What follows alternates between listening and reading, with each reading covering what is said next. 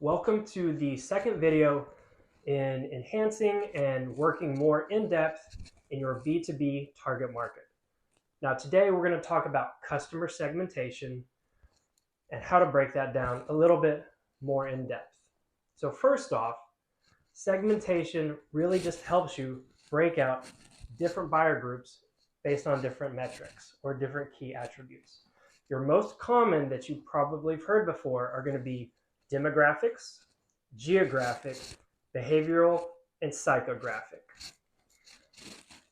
There's actually more than that once you get into the B2B side. You could talk about the firmographics or firmographics, depending on how you prefer to say it. You could talk about intent of the company, tech stacks.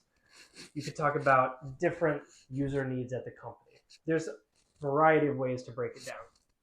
So to go back to some of the beginning ones, if you're in demographics, you might be looking for, say, a 40 to 60-year-old person, right?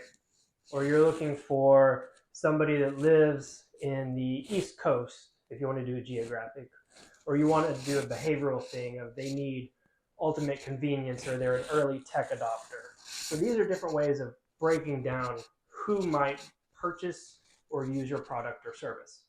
Whenever you get to the business side, you might see what the business use case is. Does a company have an inventory management system, but the company is experiencing rapid growth, they're expanding to multiple locations, and their inventory management system is not going to work.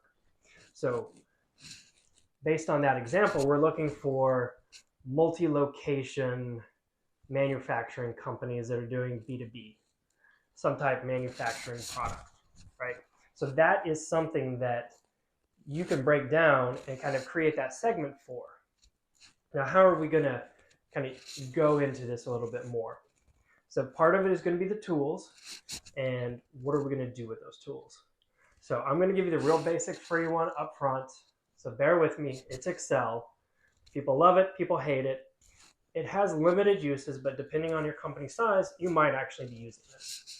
In fact, most of you have probably used it at some point for creating a list of clients to reach out to and put notes in. After that, we're going to get into a CRM. So your top ones are going to be Salesforce, Zoho, HubSpot, different ones like that. Now, these are great systems. I prefer them, especially because you can take the segmentation idea and you can attach it with different buyers or clients. This is a great way to really take that next level of what are we going to do with these people? How can we break it into different parts and pieces? How can we track it? Because as we're going through this target market process, we need to be able to make sure that our KPIs are going to be able to be hit.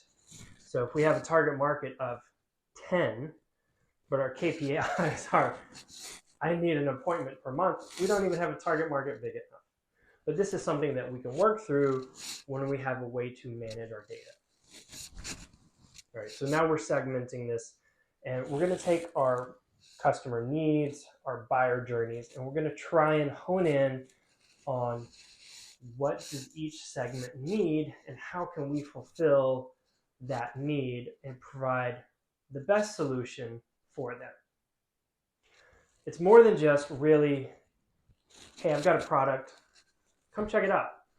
Whenever we're talking about B2B segmentation, we want to be able to find out, is this the decision maker? Is this the user?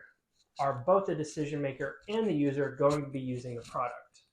How far upstream or downstream do we need to go in the organizational matrix to get to the right person, have the right conversations, and present things the right way so that each layer knows that they are getting something of value? Because telling the user that they get value is very different than telling the decision maker they get value. So this is something that we really want to break into as we start our segmentation. And that'll come along a little bit more as we're using these tools, taking notes, having conversations, trying to really understand what the segmentation means. And that's what we're going to talk about in this next video. So go check that one out as well.